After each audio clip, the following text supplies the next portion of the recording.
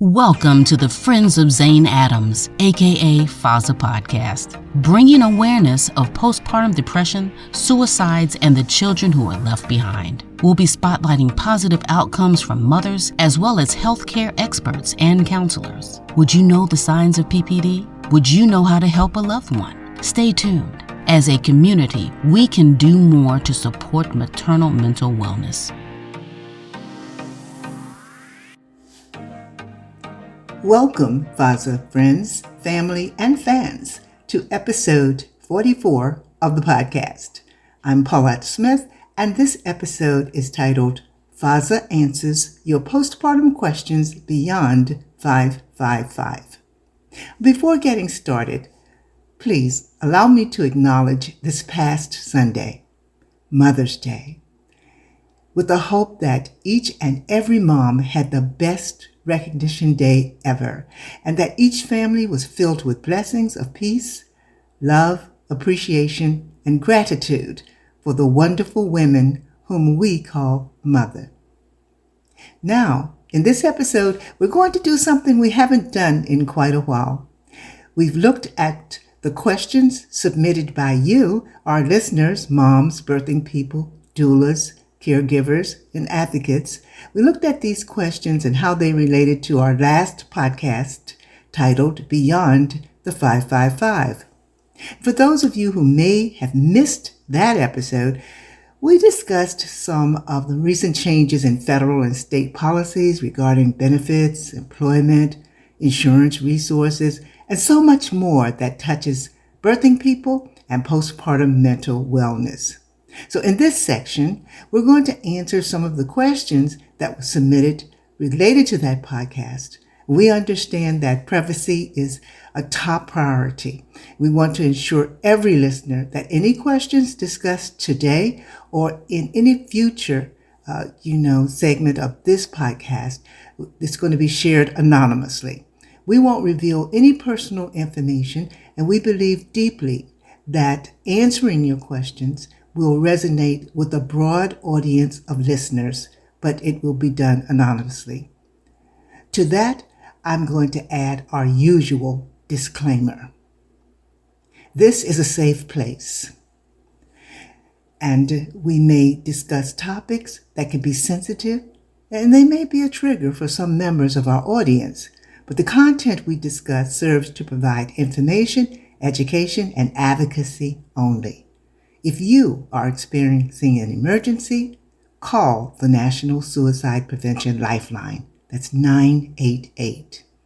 And if you're not experiencing an emergency, but you're still seeking consultation, please check with your doctor or professional caregivers. If your voice is still not being heard, please don't give up seeking help. Visit us online at FOZAinc.org. That's FOZAINC.org, and we'll try to assist you in finding resources in your local area. You're never required to provide us any private or sensitive information. Now, let's explore how we can help each other through shared questions and answers. We love to get your questions, and we love to get your comments and your feedback. You can always do that on our website or at the bottom of a podcast or on our blog. We love to hear from you. We received many comments and questions related to our Beyond 555 podcast. Really got too many to answer here. So we segmented most of the most frequently asked questions into topics. And then we selected the top question for that topic to give you a response in this podcast. Now, we respond to questions based on individual need and their U.S. zip code. So while I may be speaking in generalities here, we're happy to take a deep dive with any individual, any mom. Reach out to us on the site, FOZAinc.org/contact. So here we go. You know our focus will be on answering questions for moms related to postpartum. If we miss anything, come on back again and ask us and let us know how we did. First thing we did was set up the 4 topics that we're going to focus on. Baby blues and postpartum depression, number 1. Number 2, building support networks. There were questions about that. Number 3, professional support resources, which is different than support networks, but just your individual support from your professional view and for resources. And then we looked at a general question that came in quite frequently, just of a general nature. Broader selection of all these questions and answers going to be placed on the website. Just click on FOZA blog in the menu and you'll be right there to get a broader look at all of this, extended and expanded. Question 1, talking about baby blues and postpartum depression. The question was, how can I differentiate between normal, quote unquote, normal postpartum symptoms and signs of postpartum depression? That's a very frequently asked question. And once again, as you know, we're not medical professionals here at FOZA. However, we do rely on many professionals to help direct us and to direct moms to the best resources to fit their needs. And we also do research. We do research in topics like differentiating between quote unquote normal postpartum symptoms and the signs of real depression. It can be challenging because many symptoms mimic each other and many symptoms overlap. That makes it very challenging. We want to look at the key differences here so that you can seek the appropriate help immediately just by making a simple comparison between the two. We'll talk about baby blues first. It's common after childbirth. Big difference there is that it usually improves after a few weeks. Baby blues doesn't linger. It doesn't linger. And that's why it's so important to track, as we talked about in the previous podcast, to track what's going on with your feelings. It doesn't even happen to everyone. When it does, it's a temporary period of mood swings, maybe some irritability. Maybe there'll be some tears for no particular reason. But the fact is that you may not experience this at all. You may not experience any negative feelings. But if you do, no matter how minor, you want to discuss them with your medical team.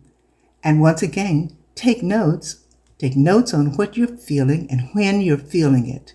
You don't have to know why, and you don't have to really understand it. All you want to do is communicate. Because moms who feel uncertain about finances or insurance or other basic needs in their life, anything that would upset a stable home life or what's going on could exacerbate the situation, and a misdiagnosis could occur. So you want to make sure that you're taking notes and you're paying close attention to your feelings, taking care of yourself, and not ignoring anything. So baby blues is a temporary period of not feeling quite yourself, quite normal if you experience it at all. But now let's talk about the signs of postpartum depression. Quite different because they last longer. It's more serious. While PPD can overlap some of the feelings of baby blues, the normal time that postpartum depression sets in and lasts is longer than the time baby blues would have lasted. We placed an extensive list of some of the familiar symptoms of postpartum depression on the website. It's not all inclusive, but we put enough on for moms to know if they're feeling one or two or more of those symptoms that they would want to get in contact with their medical team. Because treatment is essential and it can often bring an immediate halt or certainly a halt in time to keep a mom from sinking deeper into depression. So you'll find an extensive list on the website. Number 1, intense, persistent sadness. If that's not your normal personality And even if it is your normal personality, especially if it is your normal personality, you want to get with your medical professionals because it may be intensifying in your postpartum period. If you have a deep feeling of sadness that doesn't go away, that's a sign. Number 2, loss of interest in the things you used to care about a lot. When you're going through pregnancy and postpartum, there are lots of things that you might have done in the past that you don't do with the same intensity. Bike riding, anything strenuous activity. But if there are favorite books you're no longer interested in reading, favorite songs you're no longer interested in hearing, and numerous things, a lack of interest or pleasure in any activities that were enjoyable to you before, you want to see that as something that's a change in your personality. You might want to mention it to your medical team. Number 3, if you're severely fatigued, have severe lack of energy, and that could be physical, that could be mental, and that could just be being a new mom. There's so much to do. You don't want to overthink it, but you don't want to ignore it. Number 4, excessive worry or anxiety. It can be overwhelming to have a little baby, and you're going to worry about certain things. Depending on how your pregnancy went, and how the birth went, and how the new baby is developing, it's natural to worry or have some anxiety. But if you are constantly fearing something bad will happen to you or will happen to the baby, or you have persistent anxiety about being a good parent or about being overwhelmed with the responsibilities, you want to see that as a sign. And if you're taking notes, you see that coming up for you all the time, that's your feelings, then you want to take that seriously. Number 5, you have difficulty bonding with your baby. All the things you read in the past about loving your baby and just being the most wonderful love of your life, and you're not feeling that way. Many mothers feel as if they don't want to tell anyone that because then they're not normal. They're not feeling normal. Please don't feel that way.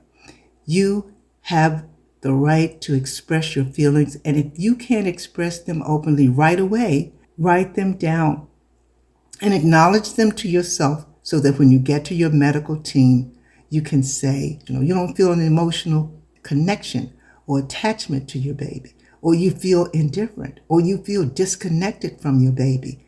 But don't hide that.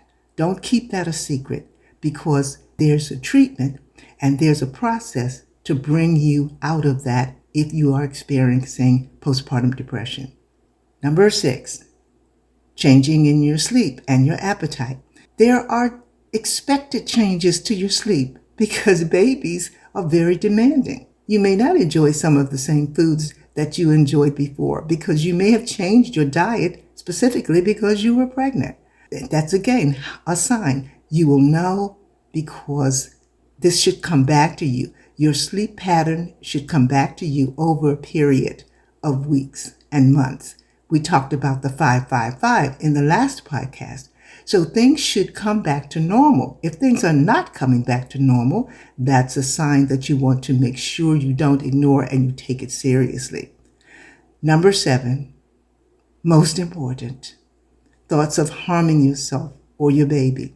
Again, moms might have these thoughts, but they might not come out and tell anyone that they have these thoughts. It doesn't mean that you would post it on social media or that you would take out a newspaper article or anything like that. It means that you would acknowledge you're having these thoughts. You want to get to your doctor, get to your caregivers, get to a professional and say you are having these thoughts. Is it normal to have the thoughts? When you are in postpartum depression, things are not normal. You need help. You need assistance. You need support. And don't deny that. And don't deny your baby. And number 8, after all of these things, any of these overlapping that I've spoken about thus far is the overwhelming feeling of guilt and worthiness. You should not have excessive guilt about being a perfect mother. First of all, there is no such thing as perfect. Second of all, God gave you this gift. This is a miracle that you are perfectly capable of handling. You can get support to help you get the strength you need to feel like you are good enough. You don't have to be perfect. But if you're feeling the constant feeling that you're a failure or you're not able to meet expectations, get into a conversation with your medical professionals, and they can put you into a situation where you can speak to counselors and you can speak to consultants and therapists who will let you know where you are on your postpartum journey and give you the strength you need to feel yourself again. A mom may never experience any of these, but most moms experience at least some of the baby blues or some of the feelings of insecurity. Most everyone does, because it's a new experience. And even moms who have had multiple children, each birth is unique and different, can feel some of these feelings, have some of these experiences. All of them are experiences where you are not alone. It is not something that has never happened to anyone before. You are unique individual and a unique human being, but you are not unique when it comes to feeling like you could do more or you should be doing more and feeling guilty about that. And we don't want that. We want you to know that you are enough. So let me summarize number one and some of the suggestions of what you can do if you are experiencing any feelings that you have a concern about. Just 3 suggestions. Number 1, reach out for help, because if you're unsure about your feelings of sadness or anxiety or fatigue, if you're unsure about how long it's been going on, or if you have gone past the typical postpartum period for feeling these things, it's important to reach out to a healthcare provider, therapist, or counselor. Number 2, you want to get your supportive system in place. And we're going to talk about that because that was another one of our frequently asked questions. But family members, close friends, people who are very good with assisting new parents, they can provide encouragement and help in identifying when it's time to seek professional assistance. Don't feel ashamed, don't feel guilty, and don't hold back. And number 3, again, we can't emphasize enough seeking professional help, therapists, support groups, and healthcare professionals, because that is their main reason for existing. That is to help with managing the treatment in case you are going down that path of PPD or postpartum depressions. There are medications, there's therapy, and there's a combination, but you must be diagnosed and you must be put in the hands of people who care. You do have people who care. You are not alone. So let's move into our second most popular question, and it was about building support networks. The actual question was, how do I start building a support network if I don't have family or close friends nearby, or if I've never really been social? We thought that was a great question, because building a support network when you have a new baby and limited resources can be challenging. But when you are shy and you've never been an outward going person and you don't have a lot of support already around you, it can be even more challenging. The first and biggest suggestion is to start early. And that's why the Almighty gives us some time to have a baby, to bring a human being into the world. It just doesn't happen in 2 weeks or in 1 month. We have lots of time. You have the resources to even take you through what's called trimesters so that you'll know the different avenues you can take to prepare for your baby. Most people kind of think about the booties and the clothes, and of course the diapers and the cribs and all of that. but they don't often think about what kind of mental, physical, spiritual support am I going to need. They either assume that it's already there, or they don't think about it at all, and then the baby comes and physical, spiritual, and mental things start taking over, and they don't have their support system built. So before we even get into some of the challenges of setting up your support system, we're going to say whatever you do, think about setting it up ahead of time and for the future. But we are going to talk about some of the challenges that can make it difficult to actually set up your support system. Some of the things that can hold you back from that. And some of those tie into our 555 podcast, and that is financial constraints. Now, how can financial restraints stop you from building your support network?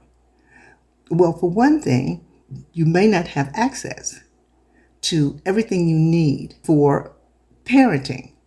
Again, sometimes shame or guilt will come in to the picture, and you don't want to really admit to the people around you that you don't have what you need, and that can increase stress. That can increase that feeling of being overwhelmed, and it can stop you from managing everything that you need to manage in order to start building your network. Don't let financial constraints stop you. We have some recommendations for that. So no matter what your financial situation is, you want to find ways to continue to build a support network for your postpartum period. Another challenge for setting up, building your network can be geographical isolation. If you live far away from family or friends, and you are not living in a community that has access to a lot of services, it can feel like a challenge building your network. The next thing is a lack of time. If you're a full-time working parent and you're pregnant, and if you are a single parent, you don't have a lot of time, and you may not be thinking about building your network. You're just living in the moment. And it's great to live in the moment, but you must know that a future is coming that's going to be different, especially if you are a first-time parent, different from any future you've ever had. And so you want to spend some time thinking about how you're going to start and maintain a support network. So when you are feeling exhausted or overwhelmed, you're going to have something to fall back on, something to support you. I've talked about the next item, which can be a challenge to setting up your support network, and that's stigma and shame. And a lot of people are just independent. They just don't feel as if they need to have a support system, especially a first-time parent and a single parent. They might feel as if they've been able to handle everything on their own all the time, and so they can continue to do that. But remember, postpartum depression is something that can sneak up on a mother, and she may not feel the same way she's always felt in her single independent days, in her non-parent days. You want to prepare to be supported because you are not alone anymore. Now you have a baby and you don't want to become overwhelmed. You don't want to let the stigma and shame of independence have you. You want to make sure that you get everything that's entitled to you and you are not alone. Another item or another issue that stops mothers and entire families sometimes from seeking help of supporting and getting support in a network is the fact that they may already be having some kind of physical or mental health issue. And we know the stigma that can surround that. So we want you to, no matter what your situation is, want you to protect yourself, protect your baby, and know that you're not alone. There are organizations ready and available to help support you and to bring you along in your journey until you get to the best place you can be. And finally, a challenge that should be a support and can be a support, social media, and how that compares to real life connections and how that can be a challenge in you setting up your support group, because you want to make sure you're in a safe place, you are in a protected place, you're in a place where you're going to get good information. So you're in a professional group, and you're in a group that's been set up by professional organizations like Postpartum Support International, or you want to get recommendations for groups that you can join according to your needs, like FOZA. Work with people who will listen to your needs and help you find the social media groups or the real life connection groups that you need to feel safe and comfortable and get over that challenge of trying to set up your network. We've talked about some of the challenges. Let's talk about some of the suggestions for overcoming the challenges of setting up your network. Local resources are the best. Even if your funds are limited or you are in financial strain, local libraries, churches, community services, community centers, local organizations like FOZA, like Postpartum Support International, and like hundreds of organizations that may be close to you, but you don't know about them. Contact PSI or an organization like FOZA will help you research them and ferret them out and make sure that you are building your list of supporters well before you need them.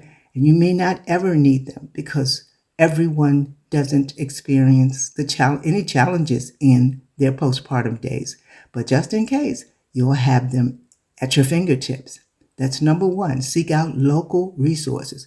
Number two, work on creating your virtual support system. Work on using social media and online communities, especially if you are geographically isolated. And if you're a person who says, well, I don't really like social media, I don't like to get into that, we're not talking about a social media situation where you are talking to people who are not safe or people who are judgmental. We're talking about helping you research to find groups that are safe, that are not judgmental, and that are in a place and have been vetted and are in a place to give you kindness, support, and resources that you need during your postpartum period. Number three, you want to focus on small, meaningful connections. So you don't need 1,000 or 1,000,000 people in your circle to give you support. All you need is enough for a quick call with a friend when you need it or a family member. That can make a big difference in boosting your mental health. Or someone who's going to give you some good advice when you think you're running out of time or you're running out of energy. Even small interactions with others can help give you a breath of fresh air, so to speak, to get you moving again. Okay? Next, number 4, remember to first find the people you can trust and then trust them. Speak openly without shame. You want to normalize asking for help and sharing your struggles, and know that you're not going to be looked on as being weak. You're not weak. You're strong when you suggest what's going on with you or you say what's going on with you. That's a sign of strength, not a sign of weakness. And if you find that you are maybe in financial situations where cost solutions are not good for you, think about bartering. You can offer whatever, you can have services, even though you're in your postpartum period. You can partner up with moms watching their child while they're watching your child, so you can get an exchange for some time, some rest. You're looking at building a circle of trust. So you're not thinking about leaving your child with someone you don't know, and you're not thinking about taking on responsibilities that's going to make you even more stressful. You're thinking about situations that's going to be mutually beneficial. The next question that we get most frequently, or that we got most frequently related to the last podcast we had, was about professional support and resources. And we just got through talking about that a little bit, but we wanted to dive deeper into it to answer this specific question. And that is, what resources should I look for when I'm searching for postpartum support groups online? And how do I know I've found a safe place? That's big. So let me start out by saying when you're searching for postpartum support groups online, it's important that you're using your intuition and that you're keeping your why and your purpose for going to that group. So you're going to that group just seeing what the conversation is about. That's perfectly okay. It's okay. If you qualify to be in a group, it's perfectly okay to go in and see what people are saying without making any comments yourself. That's one of the best ways to know if you're in a safe place, because people are who they are. And you can tell very quickly with the conversation that's going on if this is a place that makes you feel comfortable and a place that you feel or that you find safe and trustworthy. It takes some time, and that's again why I mentioned getting started early in your journey of pregnancy to prepare for your postpartum period. You can make sure that you're feeling comfortable in the groups that you're in. You want to look for trusted health and wellness websites that specifically cater to perinatal health, women's health, and specifically maternal mental health. You want to get all of the information you can about, is this a great place to be? And you can start out with regular sites that specialize in a lot of different topics, but that have specific sections about maternal mental wellness. That could be anywhere from the Mayo Clinic to WebMD to the National Alliance on Mental Illness. That's one of the resources we use here at FOZA in AMI, because they are specifically into mental wellness, but also they have sections specifically about maternal mental wellness. They will list resources that link to other reputable support groups, but we urge you to not just click and go into a group, but to spend some time investigating that group on your own by listening, by just going into the group and just watching and listening and seeing how they might relate best to you. You definitely want to check and make sure that they have sections specifically for postpartum or maternal mental wellness. This will give you a more focused and targeted support if you ever need it. That's number one. Number two, you want to check on community platforms. As I said before, you want to make sure that you check on community platforms and local platforms. Once again, just joining. And I will say that you can even create a Gmail account specifically for your search in finding support groups. You can make up a Gmail address because you're going to have a response back in order to create an account. You don't have to use your business account or your personal account. Just create one especially for that. And that's going to be very good for you because you'll know when you get mail back from that account that is specifically regarding your pregnancy and your maternal mental health. You can keep that email address forever and use it as you move through your pregnancy, or if you feel as if you've gone through your postpartum period and you don't need that information anymore, that's not a part of your journey, then you can let that email address go and you don't have to worry about that email continuing to flow to you. So that's one of the things we suggest is before you start on your journey of researching for support groups, create a Gmail account specifically for that purpose, to build your support group in. Another suggestion is to go ahead and start searching online for counseling and therapy services. See who's offering our free consultation or even 15-minute consultation. You can tell a lot about that therapist. You can tell if you align with them, if they align with you. And once again, when you're using that Gmail address that you created especially for researching and building your community support group or building your resources group, you'll be able to identify that mail when it comes in. You can start with online counseling or therapy services like BetterHelp. Talkspace is a good suggestion. There's therapychat.com.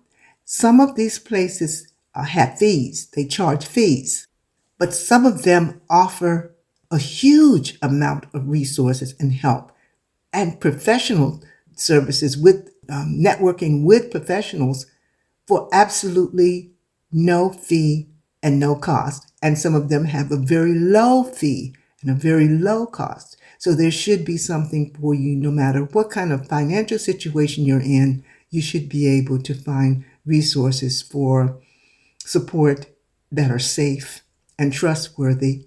And if you're having trouble with that, then you can always contact us at FOZA Inc. and we'll help you do the research. Another great resource, and this probably would come from your health service providers for support from professionals, would be your local hospitals and clinics. Local hospitals and clinics typically have resources for maternal mental wellness. Now, if you're living in an isolated area, they may not have access to an abundance of postpartum resources, and that's why you can use online resources. But if you are in a metropolis or if you are in a very large area city, then checking with local hospitals and clinics, that's a good way to find safe, trustworthy healthcare support during your pregnancy and for postpartum. What you're going to be looking for through your entire journey, though, is postpartum wellness, because you will be a mom, so you're going to be looking towards the future. Next, you want to look out for any red flags that you might find. So we're talking about how can you know that you're safe? Well, you can look for red flags. And one of those is when you're looking at a group, you want to look at the moderation rules and guidelines. Most really trustworthy and safe groups have very strict guidelines for maintaining respectful and supportive communication. These groups don't tolerate any harmful talk, comments. They're watched very carefully. They have moderators. So if you go into a group because you're watching it from the sidelines, you haven't even introduced yourself. You're watching it from the sidelines and you see comments or you see inserts or you see posts that you don't think are appropriate, and you go back and you see that same post in the next day, then that group is not being moderated very well. They don't have a good moderator, because if they did, that comment would not be there. And especially if it goes against the guidelines that the group says you should be following. So that's a red flag. Another red flag, looking for a safe space, is privacy. If the platform doesn't talk about privacy, it's not closed, it's not a closed group, or it's not encrypted, then you might not want to join that group. If it's open to the public, anyone can see it, anyone can join, then no, you might not want to join that group, because that means everything you say, everything you share can be seen by anyone who comes upon the group. And that's not something probably that you want to do. That's two things, the moderation, the privacy. Number 3, you want to look for supportive leadership. You want to look for groups that are led by trained professionals or at least experienced moderators. You can send a message to the moderators, or you can search them out yourself simply by their name. Every group has the name of the people who are administrators or moderators of the group.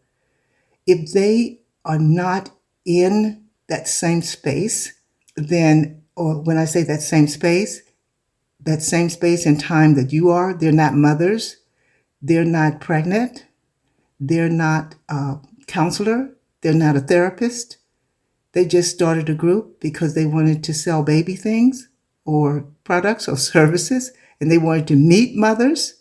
Then that might not be the group for you, because you're looking for a group for support, you're looking for a group for safety, and you're looking for a group that you can trust. The next thing you want to look for, and final thing in looking for a safe space inside of a group, is peer support. So it's great to share experiences, and a good group, you can share experiences with your peers, but you want to avoid groups that are purely led by non-professionals without any mental health experience, and moms who are just talking about their experience. That can be positive, that can be negative, because you're talking to people who have their own individual experience, but that's just the point. Everyone is unique and individual, and you don't want to start making comparisons. So you should be in a group with a moderator or professional therapist that can say that constantly, you don't want to compare yourself to someone else. In your situation, you might want to speak to your doctor. So there should be someone in that group who's monitoring it and who's moderating it and who's administering it, and they should be a professional in some way. That's one of the ways that you can look for a safe group.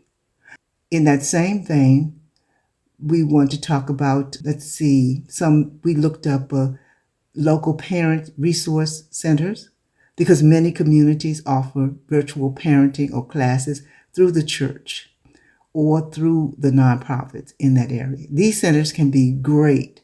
They can be great for specific recommendations to other virtual postpartum groups. And then we mentioned in the last podcast, Beyond 555, we mentioned mobile apps for moms like Peanut or Baby Connect. They can not to asking you to totally trust them, but asking you to vet them and see if they meet your needs. You want to just answer questions for yourself, like how's the group's privacy? How's the confidentiality protected? Who's moderating the group? Are there any trained or professional maternal mental health professionals in the group? Any counselors in the group? How's the group structured? Is there a focus on support, or is it more a sharing experience? Because that's very important. Or if it's a mixture, is there a balance there? And are there any resources provided by the group? Any tips on coping, or any expert advice, or any advice to local services? Because some groups are for support, but they don't have that professional counselor or advisor in there. Okay. So in conclusion, when you're looking for an online postpartum support group, you want to prioritize on privacy. You want to prioritize on professional leadership and safety. And you want to take the time to read reviews about the group. You want to ask for recommendations from trusted organizations like Postpartum Support International, or you want to do your research or get help doing research like an organization like FOZA. And you want to know that the right support can make a significant difference in your postpartum journey. So don't be shy of social media, but it's not a place that you can go into without thinking about your needs, about your expectations, about your privacy, and about your journey. Wow! Guess what? We've come to the end of our time. And there's still the fourth frequently asked question to answer. And that question is, how do I overcome embarrassment or self-consciousness? We know just how challenging it can be to overcome those feelings. But don't worry, we're going to dive deep into this very topic on our next episode. I'll be sharing some practical advice and some strategies to help you let go of any self-doubt, to embrace self-compassion, and to move past fear of judgment. You won't want to miss it. So please continue to share your feedback with us and join me for the next episode of the FOZA podcast for maternal mental wellness. Until then, please take care of yourself and be kind to yourself. In loving memory of Christina LaShawn Thompson Adams. Bye-bye.